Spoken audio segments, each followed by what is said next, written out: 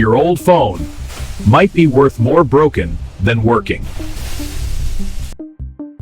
Because hidden inside it is real extractable gold.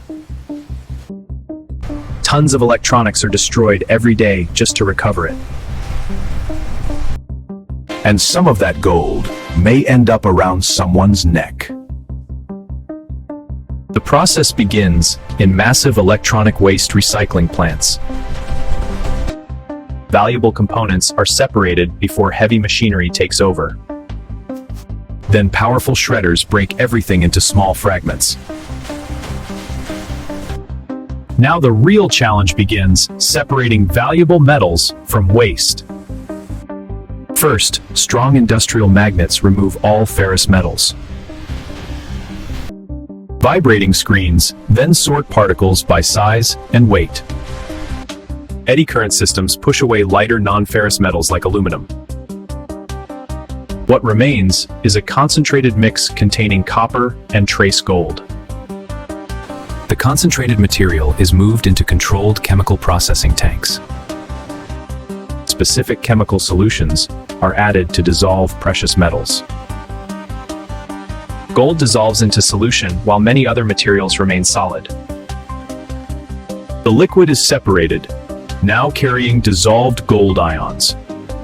A reducing agent is added to trigger gold precipitation. Dissolved gold begins forming tiny solid metallic particles. The solid gold is filtered and collected as concentrated sludge. This material is prepared for the final smelting stage. The dried gold concentrate is placed into a high-temperature furnace. Under intense heat, the material melts into liquid metal. Impurities rise to the surface and are carefully removed. The purified molten gold is poured into casting molds. As it cools, the molten gold solidifies into a dense bar. At this stage, the bar is solid but not yet pure. Advanced testing measures the exact percentage of gold content.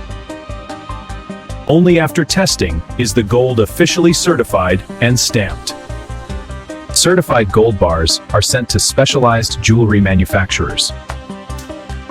The gold is melted again to create workable material. It is formed into sheets, wires, or casting shapes.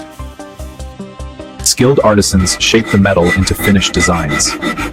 The raw surface is polished until it reflects light evenly. It is cleaned to remove any remaining polishing residue.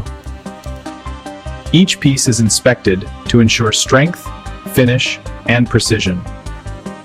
Recovering gold also reduces the need for new mining.